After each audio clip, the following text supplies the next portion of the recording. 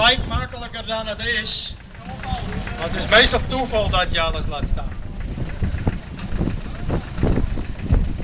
Ook zijn hier mensen aanwezig met speelgoed. Gerrit Volkertsma voor de Wat is goed scoren uit Sjerkwit. Doe eens even een rondje, misschien heeft er wat van jou. Dan hebben we Albert Kooijman met t-shirts, bedrukt met trekkers. Of wat je direct maar op hebt. Wollen. Voorbeelden gedaan. Albert Kalkman met bedrukte t-shirts. En dan hebben we Sibo met klompen, met trek.